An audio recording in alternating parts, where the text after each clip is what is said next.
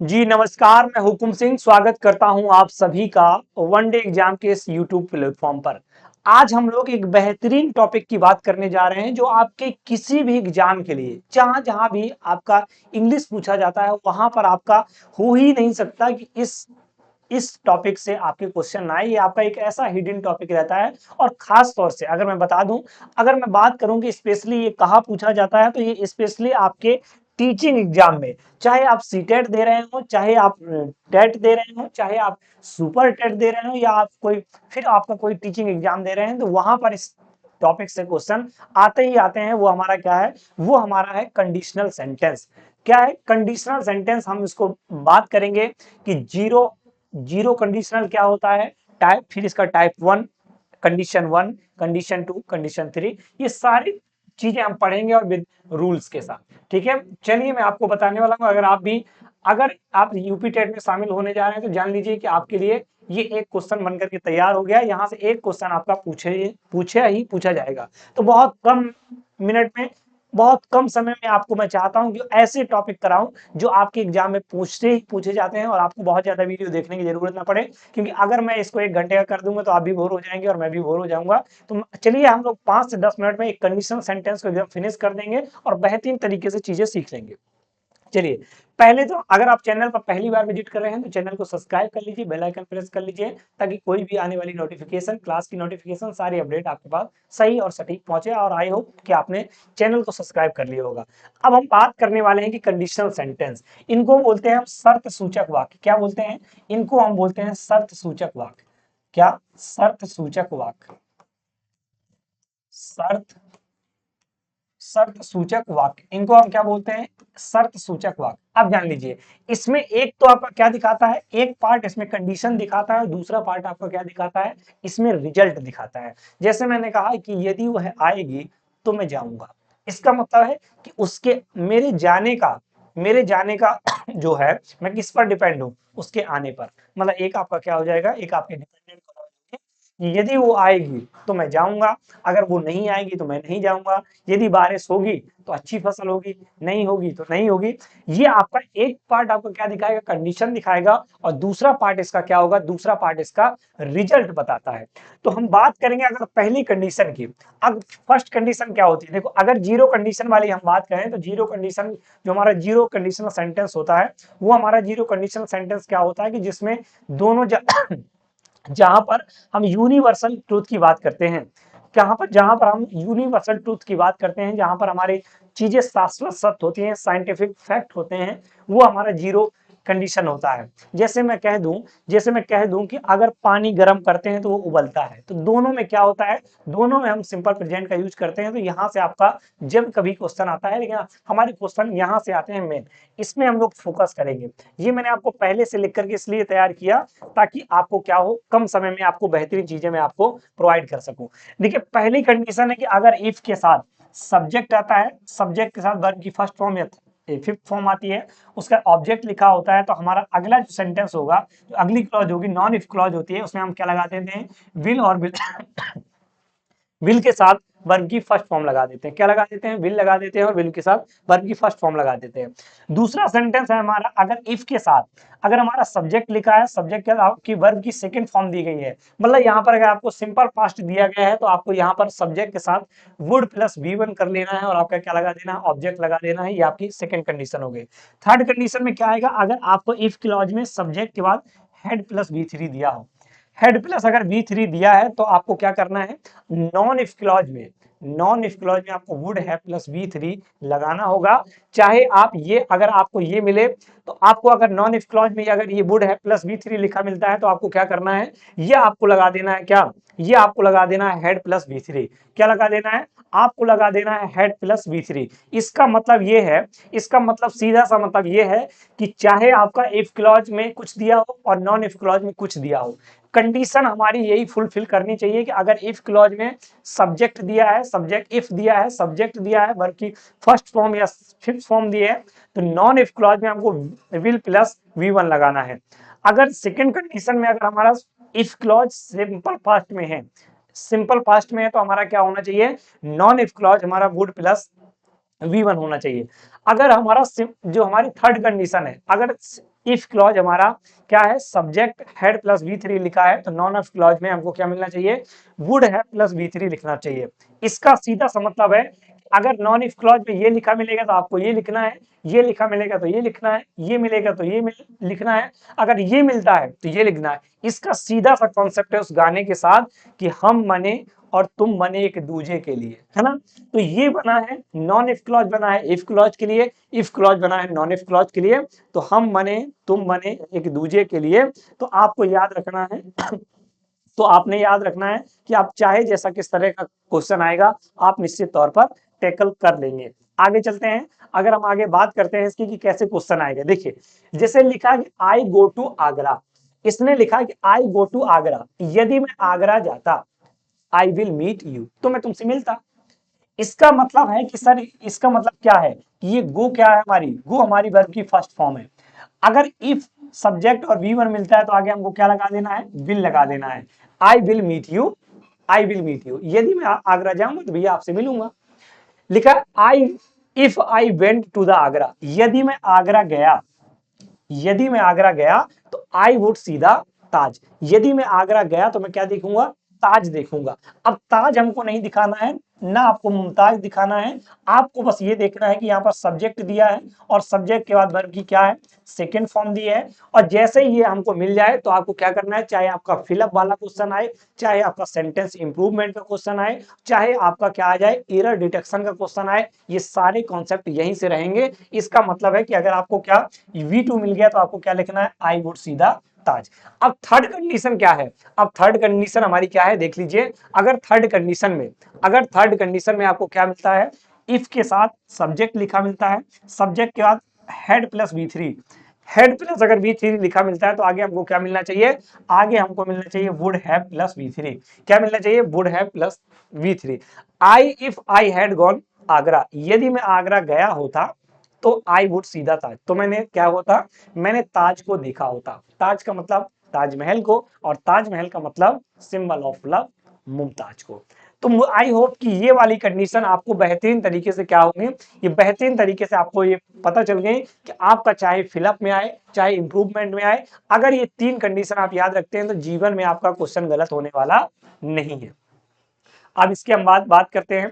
एक होता है हमारा इमेजिनरी सेंटेंस, क्या होता है, जिसको हम बोलते हैं काल्पनिक जिसको हम क्या बोलते हैं, काल्पनिक सेंटेंस होते हैं हमारे, क्या होते हैं, ये हमारे काल्पनिक होते हैं। काल्पनिक, अब देखिए, इमेजिनरी जैसे आप लोग क्या करते हैं, एकदम आप इमेज बना लेते हैं किसी की, रात में पड़े हैं, अच्छा बात कर रहे हैं, हवाई किला बना रहे हैं, आपकी इमेजिन अलग अलग प्रकार की हो रही है ना। उससे कह रहे हैं कि भविष्य में हम ये करेंगे, भविष्य में बच्चों के नाम ये रखेंगे, तुम ऐसा करोगी तो हम लोग ऐसा करेंगे, हम आगे बढ़ते जाएंगे, दोनों लोग साथ में पढ़ेंगे, दोनों लोग साथ में पढ़ेंगे, खेलेंगे, फिर शादी करेंगे, फिर बच्चों के ये नाम रखेंगे, बच्चों को ऑक्सफोर्ड यूनिवर्सिटी में पढ़ाएंगे। ये आपकी क्या है, इमेजिनेशन है। अगर आप इस तरह की इमेजिनेशन करते हैं तो देखिए कीवर्ड आपका क्या है, कैसे पता चलेगा।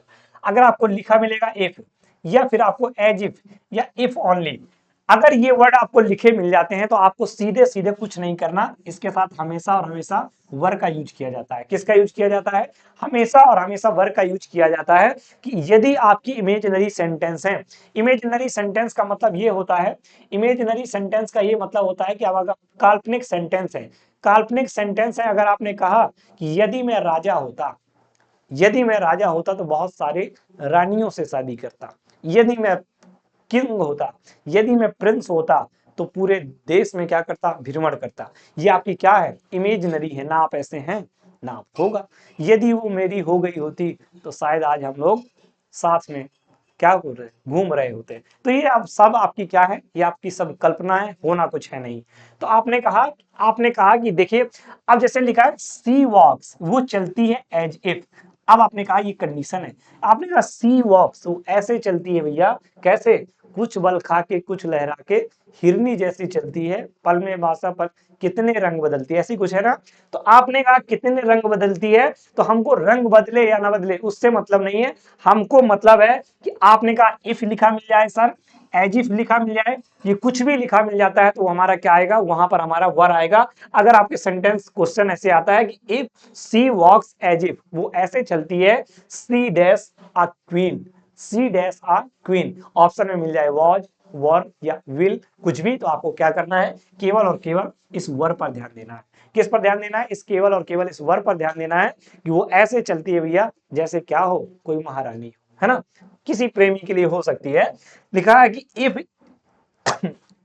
If he were a king, यदि वो राजा होता, यदि वो राजा होता तो ही वुड हेल्प द पुअर। अब आपने कहा सर यहाँ पर वर क्यों नहीं आया, यहाँ पर सर वर क्यों नहीं आया, आपने तो कहा था कि सर इमेजिनरी सेंटेंस के साथ। मैंने कहा इमेजिनरी जो सेंटेंस है कंडीशनल सेंटेंस है, तो कंडीशन हमारी क्या है, कंडीशन हमारी ये है कि यदि वो राजा होता। तो देखिए वो राजा होता तो ही की जगह क्या आ गया, वर आ गया। नहीं तो आपको पता है ये हमारा सिंगुलर होता है तो ही के साथ क्या आना चाहिए, वॉज आना चाहिए। क्यों नहीं आया, क्योंकि ये हमारा इमेजिनरी सेंटेंस है। तो आपने कहा if she were a king, if he were a king he would help the poor. यदि वो राजा होता तो क्या करता, गरीबों की मदद करता। इफ आई अ बर्ड, यदि मैं चिड़िया होती, I would fly in the sky, तो मैं क्या करती, आकाश में उड़ती। ना मैं चिड़िया हूं ना मैं उड़ने का प्रयास कर रही हूं। तो आई होप कि ये आपको क्या, ये आपको इमेजिनरी सेंटेंस भी आपको एकदम क्रिस्टल क्लियर हो गया होगा। अब एक और कंडीशन आती है हमारी, एक और जो हमको देखना है, ये हमारा आता है एक क्वेश्चन और बेहतरीन क्वेश्चन आता है आपका अनटिल और अनलेस के साथ। क्या आपका एक बेहतरीन क्वेश्चन आता है किसके साथ, आपका एक बेहतरीन क्वेश्चन आता है अनटिल और अनलेस के साथ। किसके साथ आता है, ये आपका क्वेश्चन आता है आपका बेहतरीन अनटिल और अनलेस के साथ। किसके साथ आता है, अनटिल और अनलेस के साथ आपका एक क्वेश्चन आता है कि अनटिल और अनलेस के साथ पहले भी याद रखना है, पहली चीजें तो कुछ याद रखनी है कि इसमें से करना क्या है। मैंने कहा चाहे अनटिल आए चाहे अनलेस आए, ये हमारे दोनों क्या होते हैं, कंडीशन को दिखाते हैं। और कंडीशन को दिखाने के साथ साथ ये दोनों ही हमारे क्या है, निगेटिव वर्ड है। तो पहली चीज इससे क्या याद रखनी है कि ये क्या है, ये हमारे दोनों ही निगेटिव वर्ड हैं। इनके साथ कभी भी हमको नॉट का यूज नहीं करना, वी कांट यूज नॉट। ठीक है, हम इनके साथ क्या करते हैं, कभी भी इनके साथ नॉट का यूज नहीं करते हैं। जो अनटिल होता है, अनटिल जो होता है वो हमारा क्या करता है, टाइम को दिखाता है। क्या डिनोट क्या करता है, अनटिल जो होता है हमारा टाइम को डिनोट करता है। और जो हमारा अनलेस होता है वो हमारी क्या, कंडीशन को डिनोट करता है। किसको करता है, कंडीशन को डिनोट करता है। अब मैंने कहा ये अनटिल और अनलेस दोनों हमारे क्या होते हैं, both are negative, both are negative, ये हमारे दोनों निगेटिव होते हैं। Don't use not, never negative word with it, इसके साथ हम लोग निगेटिव वर्ड का कभी भी यूज नहीं करते। तो सबसे पहले कंडीशन क्या दिखानी है कि अनटिल और अनलेस हमारे कंडीशनल वर्ड होते हैं, इनके साथ निगेटिव वर्ड यूज नहीं करना है। इनके साथ हमेशा और हमेशा सिंपल प्रेजेंट का यूज करना है। इनके साथ हमेशा और हमेशा क्या होता है, सिंपल प्रेजेंट टेंस का यूज होता है। और अनटिल जो टाइम को दिखाता है और अनलेस हमारा कंडीशन को दिखाता है। जैसे लिखा है कि you will not pass the exam, you will not the pass the exam. अब आप बताइए, अब आप मुझे बताइए क्या आएगा, you will not pass the exam dash अगर कर दिया जाएगा कि डैश, अगर मान लीजिए सपोज करिए यहां पर आपको एग्जामिनर क्या कर दे, यहां पर आपको ऐसे कर दे, यहां पर आपको ऐसे एग्जामिनर कर दे, यहां पर आपको इस तरह से मान लीजिए फिलअप दे दिया। क्या दे दिया उसने, ऐसे आपको मैं यहाँ फिलअप करके दिखाता हूं, उसने आपको ऐसे फिलअप दे दिया और ऑप्शन में दे दिया। और ऑप्शन में आपको क्या दे दिया, ऑप्शन में आपको दे देता है कि आपका अनटिल आएगा या अनलेस आएगा, अनटिल आएगा या अनलेस आएगा, बोलिए अनटिल आएगा, अनटिल आएगा या अनलेस आएगा। तो आप क्या बताएंगे, आप क्या बताएंगे, अनटिल आएगा या अनलेस आएगा। तो आपने कहा कि if you will not pass the exam, तुम पास एग्जाम को पास नहीं करोगे, क्यों, अगर तुम अपनी हार्ड वर्क नहीं करोगे। क्या, अगर तुम हार्ड वर्क नहीं करोगे। तो पहली बात तो ये याद रखिएगा कि आपने कहा कि ये कंडीशन की बात करता है, ये टाइम नहीं दिखाता। अगर वो कहता है कि मैं तब तक वेट करूंगा जब तक वो नहीं आ जाएगी, मैं तब तक वेट करूंगा जब तक वो नहीं आ जाएगी। तो आपने कहा कि यू, अब इसमें क्या है, you will not pass the exam, तो ये आपकी क्या दिखाता है, ये आपकी कंडीशन को दिखाता है। किसको दिखाता है, ये आपकी कंडीशन को दिखाता है, कंडीशन को दिखा रहा है। तो आपने कहा यहाँ पर अनटिल नहीं आएगा, क्या आएगा, अनलेस आएगा। You you don't work, you don't hard work. तो अब आपने कहा कि इसमें निगेटिव वर्ड भी नहीं आएगा, क्योंकि हमारी कंडीशनल क्लॉज क्या से हुई, यही ना हुई ना पूरा, यही ना हमारा पूरा कंडीशन वाला क्लॉज हुआ। तो अभी तो आपने बताया सर इसके साथ नॉट और निगेटिव, नॉट और नेवर का यूज नहीं करना है। तो आप क्या करेंगे, you will not the pass, you will not pass the exam unless you hard work, जब तक आप कठिन परिश्रम नहीं करोगे तो पास नहीं होगे। अगर ये ऐसे लिख देता कि unless unless you hard work you will not pass the exam. तो मैंने शुरुआत में ही बताया था कि चाहे आप कह लीजिए कि हम बने और तुम बने एक दूजे के लिए, तो चाहे आपका नॉन इफ क्लॉज हो वो डिपेंड रहेगी किसमें, इफ क्लॉज में। If clause non if clause में ये दोनों ही हमारे क्या होते हैं, ये दोनों ही हमारे क्या हैं, एक दूसरे पर डिपेंड होते हैं। क्या है, ये दोनों ही हमारे एक दूसरे पर डिपेंड होते हैं। तो ये आपका बहुत बेहतरीन क्या था, ये बहुत बेहतरीन टॉपिक था, मैंने आपको बता दिया। अब आपके भविष्य के एग्जाम में आप कोई भी दुनिया के एग्जाम दें, जहां कंडीशनल सेंटेंस आएगा, कोई भी टीचिंग एग्जाम हो, टीचिंग एग्जाम के पॉइंट ऑफ व्यू से very very important this topic. तो आपको याद रखना है कि कोई भी एग्जाम हो, आपका यहां से एक क्वेश्चन बनेगा ही बनेगा। आप चाहे यूपी टेट ले लीजिए, सी टेट ले लीजिए, सुपर टेट ले लीजिए, कोई आपका टीजीटी पीजीटी या कोई गवर्नमेंट एग्जाम देख लीजिए, यहां से एक क्वेश्चन बना होगा। तो आप इस वीडियो में मैंने पूरी ताकत झोंक दी आपको कंडीशनल सेंटेंस सिखाने की, कि आपसे कभी ये सेंटेंस आपका गलत ना हो। तो ये आपको वीडियो कैसा लगा जरूर कमेंट बॉक्स में कमेंट करके बताइएगा।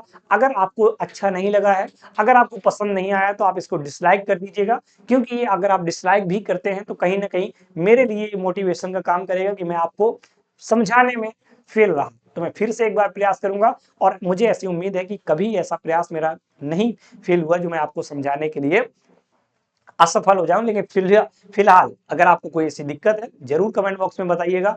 टॉपिक कैसा लगा, इसी तरह से हम लोग छोटे छोटे टॉपिक में जो बहुत इंपॉर्टेंट टॉपिक है मैं आपके साथ आकर के डील करता रहूंगा।